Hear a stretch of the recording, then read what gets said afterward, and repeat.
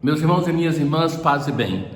Na leitura de hoje nós entramos propriamente no coração do Concílio de Jerusalém.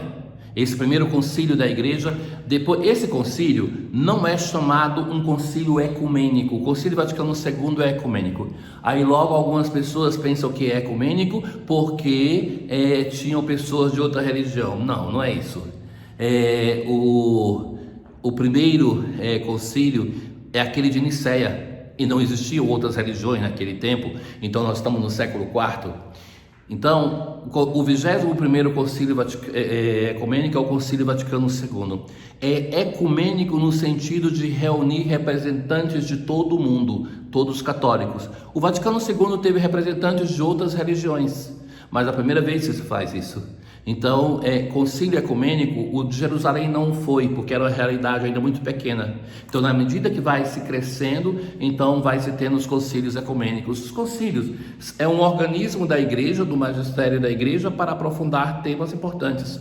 Então, esses concílios representam a assistência do Espírito Santo à sua igreja e, por outro lado, a necessidade de viver em comunhão. Bem, depois de uma longa discussão, então Pedro toma a palavra. Esse vai ser o último discurso de Pedro nos Atos dos Apóstolos. Então ele vai dizer assim, que Deus me escolheu a ele para ser enviado para o meio dos pagãos. E Deus mesmo testemunhou em favor deles, dando-lhes o Espírito.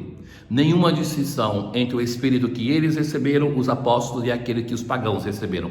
Recordem do episódio, aquele de Cornélio, da conversão, que Pedro tem uma visão, aquela visão com uma grande toalha branca que cai do céu, cheia de animais. Ele fala para Pedro, coma, e ele, não aconteça isso, Senhor, nunca entrou comida impura na minha boca. E então, a insistência que vai dizer, não chame de impuro aquilo que Deus purificou. Por 3 vezes, e depois ele é enviado na casa de Cornélio, e ele, o pagão e a família recebem o Espírito Santo antes de Pedro batizar. E isso acontece e Pedro vai dizer, quem sou eu para contradizer aquilo que Deus mesmo fez. Depois ele vai ter que se explicar para a comunidade de Jerusalém, que vai repreendê-lo por ter entrado em casa de pagãos, por ter comido com eles, e ele vai se explicar. É esse o problema, sabe, que tem a tensão inicial que vai gerar o Concílio de Jerusalém. São 2 coisas: a não prática da lei mosaica por parte dos pagãos e o fato de terem que se encontrar numa mesma assembleia cristãos provenientes do paganismo e cristãos provenientes do mundo hebraico. E os hebreus, eles não podiam se encontrar em uma casa de pagão ou comer com pagão. Então, como poderiam celebrar a Eucaristia? Então, ele vai falar assim, por que vós agora colocais Deus à prova? Se Deus já reconheceu os pagãos, por que vocês estão fazendo isso? É pela graça do Senhor Jesus que acreditamos ser salvos, exatamente como eles. Então, depois disso, um grande silêncio, e Barnabé e Paulo vão contar a eles tudo aquilo que Deus está operando entre os pagãos.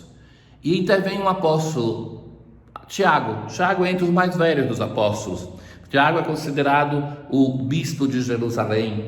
Então, tomou a palavra e vai dizer, Simão acaba de nos lembrar como desde o começo Deus se dignou tomar homens de nações pagãs para formar um povo dedicado ao seu serviço. E vai falar, depois vai dar o seu parecer. Por isso, sou do parecer que devemos parar de importunar os pagãos que se convertem a Deus.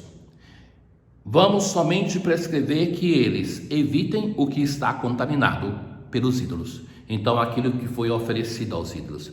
Evitem as uniões ilegítimas.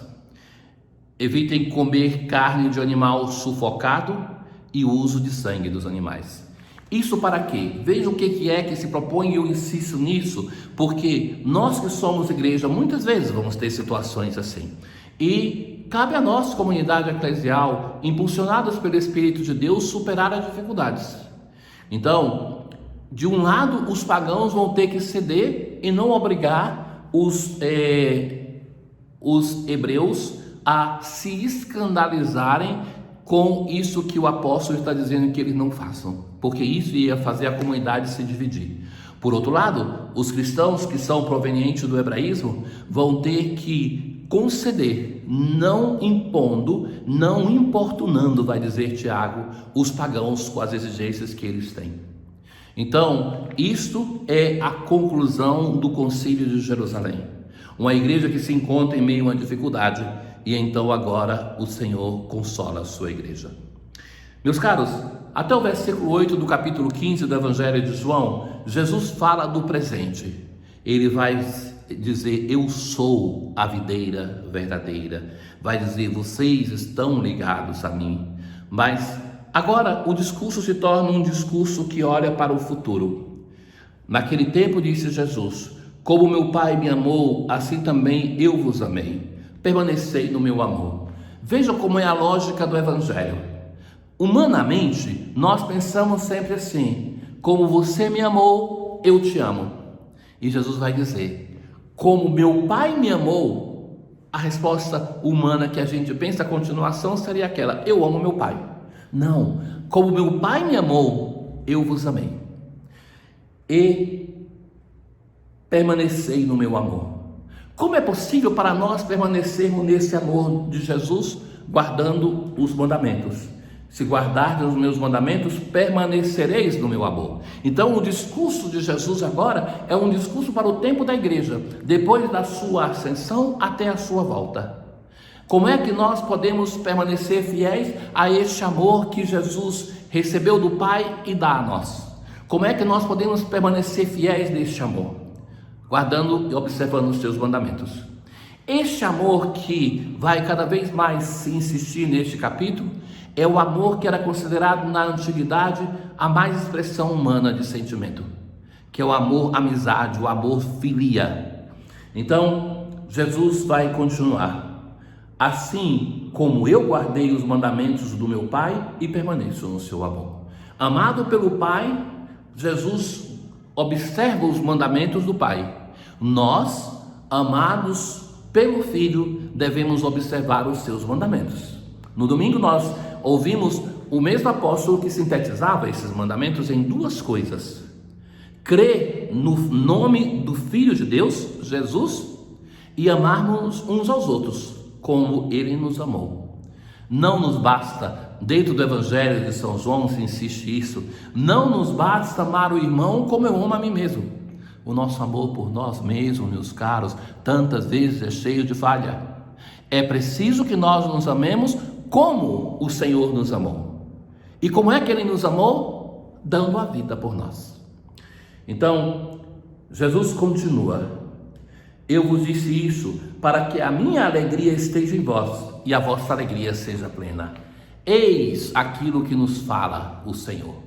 Então, a alegria que, por um lado, é a alegria transbordante que nós sabemos que Ele nos amou, Ele deu a vida por nós.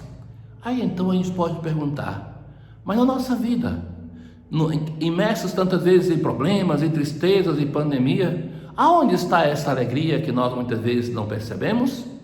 A alegria do cristão é sobretudo a alegria de que sabemos e temos a certeza da fé que nós fomos salvos pelo amor de um Deus que nos amou tanto a ponto de dar a vida por nós.